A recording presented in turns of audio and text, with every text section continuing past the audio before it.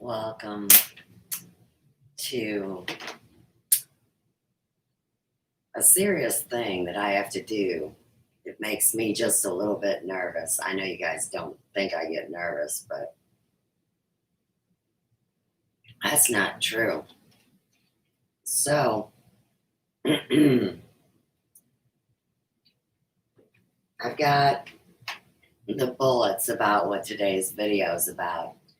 I'm going to keep this really concise and not string it out because I'm a little nervous since this whole thing I've watched happen and implode over 4+ years now, 4.5 years. And so today is the day before, you know, the little ghetto Marie Antoinette or somebody gets their head cut off, right? But seriously, my name is Susanna and I come to you from Ferguson, and this whole thing that everybody knows now about the martial law and infrastructure closing down and who's really president and what's going on. I mean, these all have to do with our banking today too. So I was over at my bank yesterday, now seriously, and I wrote a note on the door, and I made it like 5 minutes later than it really was. So it said 1:40 p.m. Be right back, across the street, Sue's. And the bank is really literally right across the street. But it hasn't been open all year with the COVID and all of these implosions that's happened in St. Louis. And of course, they go under every other name but St. Louis for the obvious reason. And so today I want to make contact with somebody that's not in St. Louis. And that used to not be a big deal. But these days, you got to think about it like this. It's like in the old days where they had the phone operators that plugged their cable in, but now it's cell phones. And with this hack that happened, and I do hope that now that everybody knows and is ready, something will click in the algorithm in the system and things will go smooth. But these days, with the fraud that's been done over the cellular devices by, first name people, I mean, it's kind of like getting conned by the phone room of the 80s. And like I told you, one of the guys that's involved ran that operation. So they know, they remember, and it's a very select group of people that have chosen to implode our infrastructure. So here in St. Louis, this has been a targeted location, which means not every U.S. bank was affected by this. And over at mine across the street, it's like a war zone. Now, they did landscape it, which was lovely, and pulled the weeds out. But believe it or not, and they're open. You can't get in, and you say, okay, I can, deal with that another month or another day or another week. But there was only one drive-through window open. 3 were closed. And of course, there's the ATM, which I have never in my life ever used. I could count under a handful of times. So I'm not saying 0. I'm saying under 5, and that would be in my adult life. Okay. So when I was there too, of course, the statement that these people must have called ahead and had an appointment and gained access to the inside of the bank. It's still kind of weird, like when people hobble up and wait at the door and somebody comes to the door and they go inside for a second and leave. To me, that doesn't really seem like an appointment. So I was in the drive-through line for 25 minutes, and there were 3 cars ahead of me. And then you just got to ask, is that how business is open? And anywhere in my driving range, because I'm in Ferguson and we're surrounded by city and North County where there's very little left. So there's only 3 or 4 US banks, even in my driving range. And when you give your loyalty, which I'm very loyal, I had all my charge cards and the house and everything in US Bank. You know, it's hard when somebody claims 5-star service, and everybody knows that in the end, a slogan is a slogan. But I think that what I really need to do is get on the phone and establish contact with what I would consider to be a secure agent. So, like I said, outside of Missouri, we'll see how that works. But here again, I did want to make reference to how it had been done before through the fraud departments being compromised. All right, number 2, try and negotiate that the digital evidence will not be deleted or destroyed.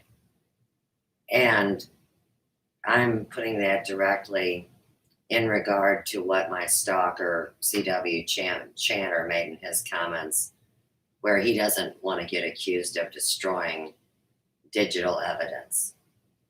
And when we look at a group of co-conspirators that I've already named, that's why this has been so heated and so ugly. But when we're talking about people that planned attacks to gain access to all my data over a period of 7 years and use it at the bank to completely destroy not only me, but everyone else, you can see why, if I can't do business, that they had to bring a stop to the sickness that led these people to be so greedy and target and go after me, considering they know me personally and they hide behind masks. So let's tag this whole COVID thing with the masks and just bring that in, whether it is an avatar or a false image or a straw man name or a fictitious name. When they stole my DBA, they could make up any fictitious name they wanted for $7. That's the truth behind the legalities of a fictitious name. Number 3, I want to keep my relationship with US Bank viable in this time of COVID, poverty, and war. And we're talking about on the ground and digital that seems imminent. And of course, they know it at the highest levels because, like I've said many times, I realized that they already knew everything that was going on and that I was innocent and I could go through this without being made guilty or compromised. I've always been honest. And then people on YouTube say, oh, nobody's honest. Everybody's done these bad things. I've already disclosed my journey and my sins and what I've learned. So to use education now against us, that's one thing I feel like that has happened with the digital communication and the idea that you can no longer speak to upper management and get to the point and for them to know, because they have all the data, that everything is valid and viable. But everybody needs a person to blame or an institution, but that's really never been me. So I always do hope for the best on that. And number 4, I'm not here to overwhelm anybody, but the reason why people threw such a ruckus, it seems to be that my serious nature, the idea of people saying, well, she should be like this or act like this, and so we'll call her that and we'll run a scam.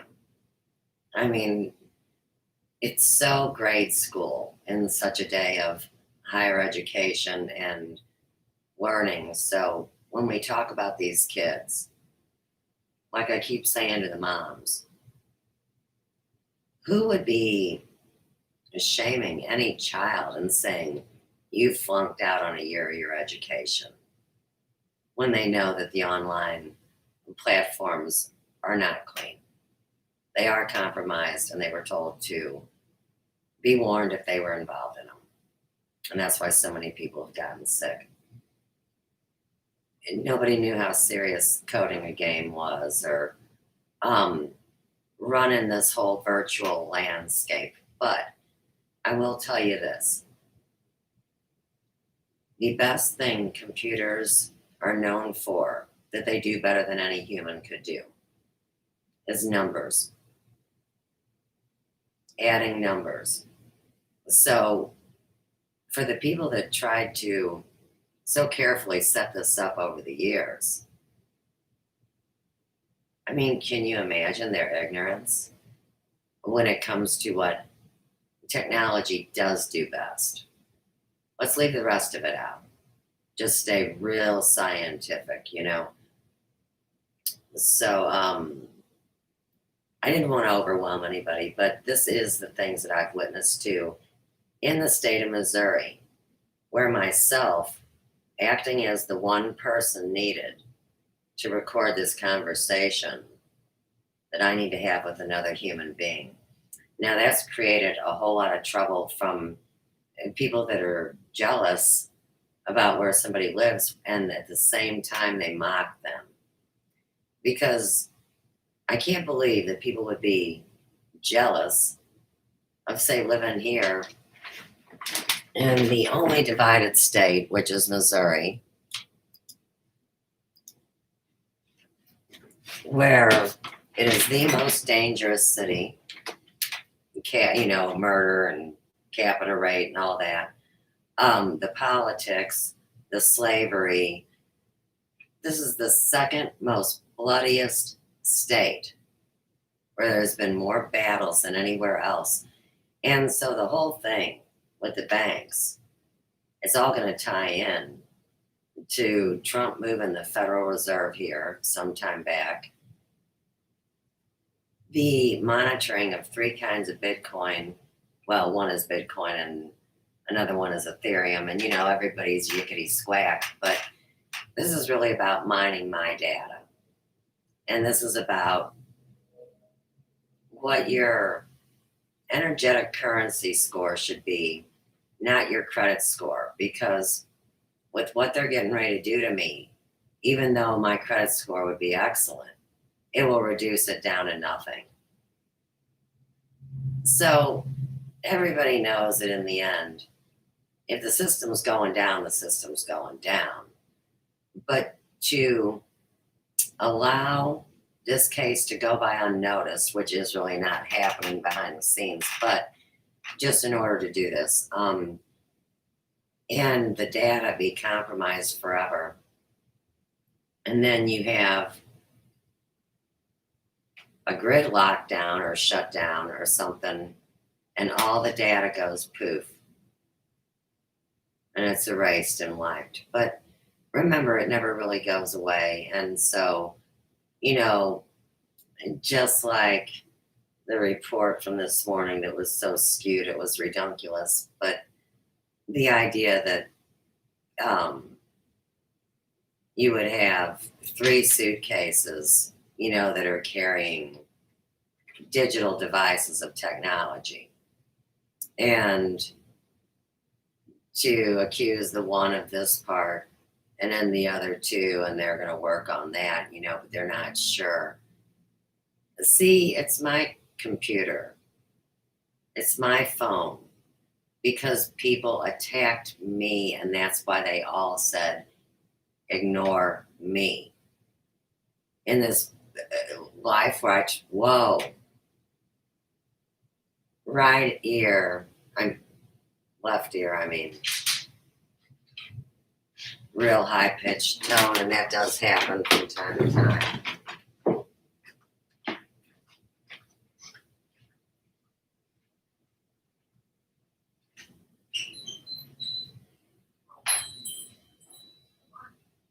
Yes.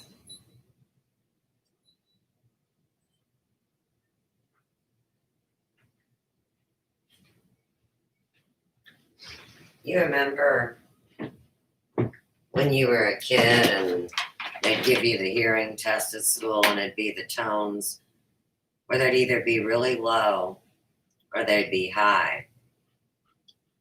When I do this thing where I tell you guys what's going on in my physical being, because see, a big part of this case, they're going to try to say that I'm an artificial intelligence and that somehow the corporation is going to be blamed or take blame, and me as the living person isn't blamed, which I'm getting blamed everywhere for things that I've not even been privy to as they happened. It was only as I observed it happen and then lived it out and watched it, and that's a lot like the bank. But good luck to me. And maybe I should do this before I get them on the phone too. This is the actual rough draft of the letter that I wrote yesterday on the 9th. And then this morning just finished it out.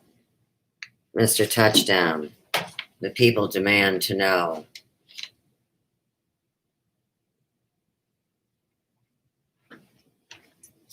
Here's what you need to do. You need to submit your question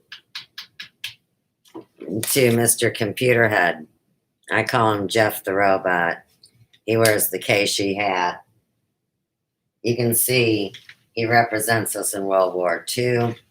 And this is a functional, great piece of equipment. So you'll have to talk to him. I'm doing a different thing. Please do not. Hi, Nikki.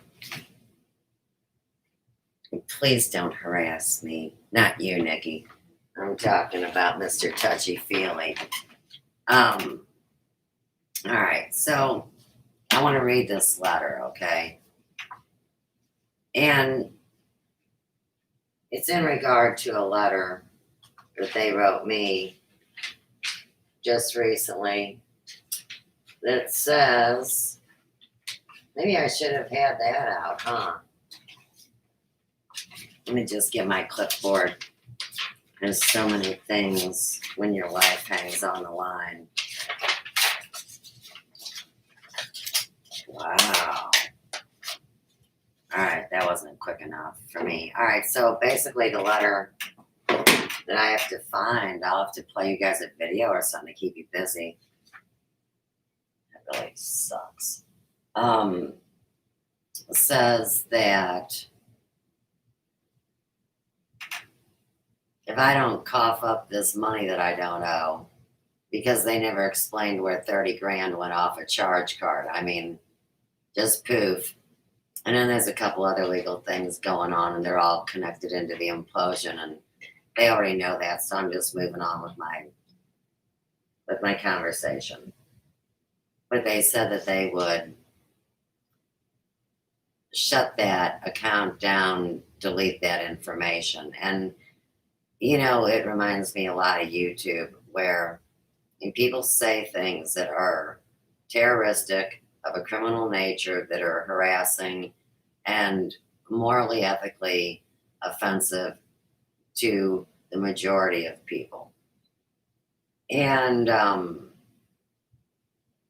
easy it would be, since this was all a con anyhow, for them to delete it and wipe it is similar to my computer. It still operates. My videos are clear like a bell. Um, we know there's people that squats on this channel and uses it to broadcast because they're no longer able to, and they hacked it through the third party app a long time ago. The bank has all the information here again back from 2016. So with that letter being threatened and over $400 a month in interest jumping, from 700 to 11 and so on and so forth. And they can't even charge those kind of interest. And that is extortion and all those things that I wrote on the receipts. And so for the bank to act like they don't know, I have to believe that it's the Ferguson Bank that's compromised, even though I had someone on the inside who I really know is a good person. And she's no longer there, and somebody else gave me the business. But anyhow, I fear that if my account is deleted, that this will destroy the evidence that has been documented and ignored along the way. Even after Ferguson being put under martial law in 2014 and being illegally evicted from my 18 church location of the Hair Emporium after the fires in 2014, that was November of 2014, my credit was increased by US Bank, even when it was unnecessary and impractical. I never asked for that either, more of the setup. When it was unnecessary, yeah. Leading up to soaring interest rates and a compromised national security and the hack of the internal systems of the United States of America.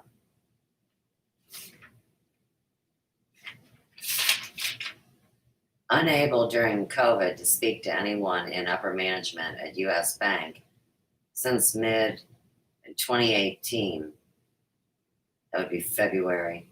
No one able to connect data due to what they call micromanaging my multiple accounts. That's where each person can only do one function and then they pass you along. 2018 seems to be the year of the global hack. Cell phones operated by first name only reps. CMS and employees contracted to run CMS, Card Member Services, and employees contracted to run fraud departments were replaced by cloned or mirrored fronts, ran by what some call Obama phones. I've only had one phone, and like they know, I purchased a new Apple in 2016, and that's how they hacked in. And everybody that is in there is caught because I'm not going to turn it back on. I was never addicted, and I didn't like cell phones to begin with.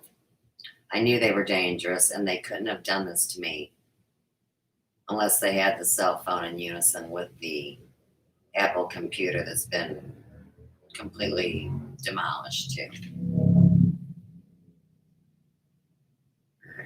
I would ask that the bank's records serve as the official statements documenting what has occurred with my cards since late 2019, when the cards expired and new cards were reissued. Several did not work to purchase goods immediately after the bank confirmed they were good. I knew, and new ones had to be reissued. Still, there is no explanation of how $30,000 was spent or removed from my card. Although I paid on time in August 10th on the August 10th cycle. I am now being charged a late fee of that of 28.99%, and I still have no idea where this money is. That's the bank's responsibility. They're supposed to send on the statement if somebody bought something, but that must have been some kind of something that I don't even really, I guess, know about, because you'd have to be pretty high up in banking to requisition 30 grand out. So I want to ask about that today. But what a mess. It's good that I did this first, because in the end, I still need to find that letter. And like I said, and I have to really clean this up a little bit. Good. Okay. So it's 2:14. Maybe I can be back by 3:00. You never do know. Everybody thinks that's a great hour to do things in. All right. I'm out of here. And that's just my pre-call notes, I guess. Bye.